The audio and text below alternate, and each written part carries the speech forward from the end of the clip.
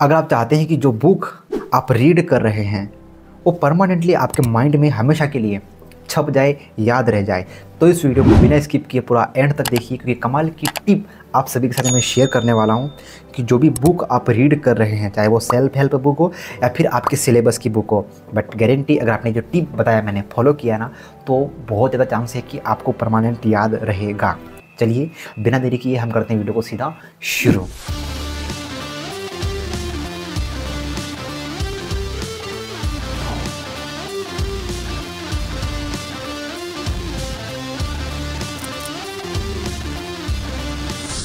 Point number 1, be a high performance state. पहली बात तो ना आपको एक बात हमेशा याद रखनी है कि जब आप बुक रीड कर रहे हैं तो हाई परफॉर्मेंस स्टेट में रहिए।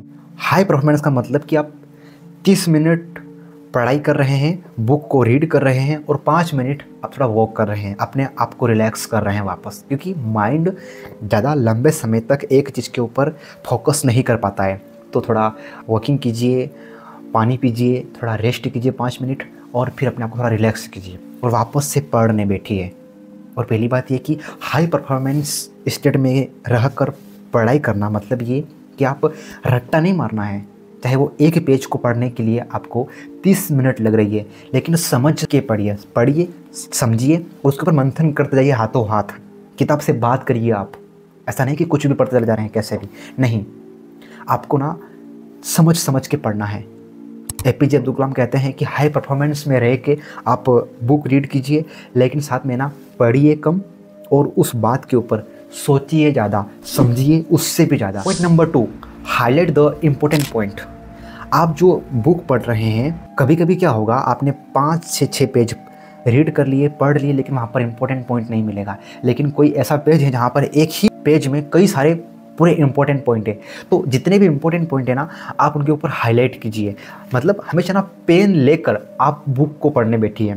हाईलाइट बहुत ज़रूरी है अगर आप चाहते हैं कि जो पढ़ रहे हैं उसको आप हमेशा के लिए याद कर लें या फिर हमेशा के लिए याद रहे, तो समझ समझ के पढ़ना है और हाईलाइट करना है। Point number 3, go back to the highlight point and then once again. मतलब कि वो जो हाईलाइट पॉइंट आपने किए हैं, आपने बुक रीड कर लिया ना, तो अब क्या करिए, जो हाईलाइट जो पॉइंट थे ना, तो उसको वापस आप देखिए।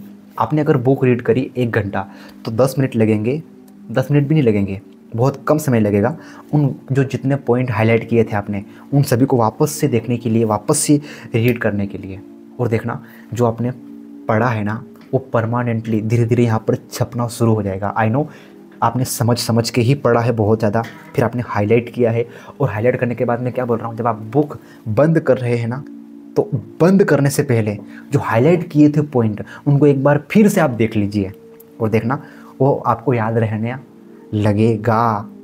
और उस टाइम पे भले ही आपको याद रहे या ना रहे, लेकिन वो यहाँ पे छप चुका है। अगर आप एग्ज़ाम देने जा रहे हैं ना, तो वहाँ पर वो आपको याद रहेगा और आप बढ़िया तरीके से क्या लिखेंगे यार, मज़ा आ जाएगा आपको। अगर एग्ज़ाम नहीं दे रहे हैं, सेल्फ हेल्प बुक रीड कर रहे हैं आप, तो देखना आप अगर बुक पढ़ रहे हैं पर्सनालिटी की, तो जब आपको काम आएगा ना, तो वो चीज़ें ऑटोमेटिक बाहर आ जाएगी अंदर से, राइट। तो वापस से आपको बुक बंद करते समय आपको वापस हाईलाइट पॉइंट को पढ़ना है। Point number 4, right a summary on your words. मतलब आपने जो पढ़ा है, हाईलाइट किया है, या फिर आपने जो रिवाइज किया है वापस से, अब उन सभी की एक समरी लिखिए आपके शब्दों में। एक पेज बिगड़ेगा आपका। आप क्या क्या सीखे हैं, क्या क्या समझे, आप क्या क्या पढ़ा आपने, बुक को बंद कर देना है और फिर आपको क्या करना है, लिखना शुरू करना है कि मैं यहाँ पर ये पढ़ा था, मुझे ये याद है। और देखना वो आपके माइंड में परमानेंट छपने का पूरा चांस है। तो ये बहुत इंपॉर्टेंट कामों में से एक काम है। अगर आप चाहते हैं कि हमेशा याद रहे ना वो, तो समराइज़ कीजिए और उसको लिखना है आपके शब्दों में, और कभी भी आप आपके माइंड से उसको निकाल नहीं पाएंगे। Point number 5, study group. देखिए आप चाहते हैं कि जो आपने पढ़ा है वो आपको परमानेंटली याद रहे, तो ये बहुत ही बढ़िया पॉइंट हो सकता है आपके लिए। स्टडी ग्रुप बना लो। अगर आप लाइब्रेरी में जा रहे हैं ना, तो उन दोस्तों से आपकी दोस्ती गहरी कर लो जो पढ़ने में बहुत ज़्यादा इंटरेस्ट रखते हैं। ऐसे लोगों से नहीं जो टाइम पास करते हैं, रील पे रील स्क्रॉल करते हैं, उनसे नहीं। जो बुक रीड करते हैं उनसे आप दोस्ती कर लीजिए। कंपटीशन करिए, हेल्दी कंपटीशन। ऐसा नहीं कि रट्टा मार के कुछ भी पढ़ रहे हैं, बेवजह पढ़ने पलट रहे हैं, नहीं। आप भले सेम पेज पढ़िए, बट हेल्दी कंपटीशन। बोले कि आप भी समझेंगे, मैं भी समझूंगा। आप अलग अलग पेजेस भी पढ़ सकते हैं। आप बोलिए कि एक घंटा आप ये पढ़िए और 1 घंटा मैं इस चीज़ की स्टडी करता हूँ, और उसके बाद आप क्या करिए, एक दूसरे के साथ में शेयर कीजिए। कि इसमें ये सीखा है ये वो, तो इससे क्या होगा ना कि शेयरिंग इज़ केयरिंग। आपने जो शेयर किया तो उससे क्या है, वो केयर हो गया, मतलब आपके अंदर रह गया। वो कहते हैं कि ज्ञान बांटने से बढ़ता है। तो ऐसा एक ग्रुप बना लो आप। हाँ, समरी भी लिखना है आपको, फ्री बैठे तो लिखना शुरू कर दिया आपने। अरे भाई, मोबाइल को स्क्रॉल करने से बेहतर है कि जो आपने पढ़ा है उसको आप समराइज में आप लिखें, हाईलाइट पॉइंट को पढ़ें, दोस्तों के साथ में शेयर करें। ये इंपॉर्टेंट है ना। आप चाहते हो कि जो पढ़ा है वो याद रहे तो करना पड़ेगा आपको, जो बता रहा हूँ मैं अभी। आप चाहते हो कि पढ़ा है वो याद भी रहे और ये पॉइंट भी फॉलो ना करें तो कैसे याद रहेगा, नहीं रहेगा ना। तो ज़रूरी है ये पॉइंट को फॉलो करना। पॉइंट नंबर 6, जो आपने पढ़ा है उसको आप सिखाइए। देखिए, सीखने का सबसे बढ़िया तरीका आज की डेट में सिखाना शुरू करिए। आप अगर सिखाना शुरू करेंगे ना तो बाय डिफ़ॉल्ट वो लर्निंग आपके माइंड में परमानेंट रहने वाली है। तो जो आपने स्टडी करी है उसको आप सिखाना शुरू करिए। मैं क्या करता हूँ, जो मेरी सेल्फ हेल्प बुक होती है ज़्यादातर मैं वही पढ़ता हूँ। जैसे बिजनेस से रिलेटेड पढ़ाई करता हूँ मैं, या फिर जितनी भी किताबें हैं जो मेरे माइंड को बहुत तेज़ी से ग्रोथ देने वाली हैं, जो मुझे बहुत ज़्यादा हेल्प करने वाली हैं, वो किताब को मैं पढ़ता हूँ। और वो जो मेरी लर्निंग होती है ना, मैं हाथों हाथ शेयर कर देता हूँ मेरे टीम मेंबर के साथ में। मैं क्लियर बोलता हूँ कि आज मैं ये किताब पढ़ा था और इस किताब में मैं ये चीज़ सीखा था। तो अभी जैसे मैंने किताब पढ़ी थी द बिजनेस स्कूल, अगर आप दूसरों की मदद करना चाहते हैं तो ये किताब पढ़ें, ऐसा टाइटल था उसका। रॉबर्ट टी कियोसाकी की किताब मुझे इतनी अच्छी लगी कि मैंने उसके ऊपर वीडियो बना दिया। देखना है इस वीडियो के बाद जाके नेटवर्क मार्केटिंग बिजनेस की गीता करके मैंने वीडियो बना दिया कि इस किताब से मैंने क्या क्या सीखा। देखना कितना कमाल का वीडियो है। तो कुल मिला के आप सीखना शुरू कर दीजिए। मैं वहाँ से सीखा और सीखना शुरू किया।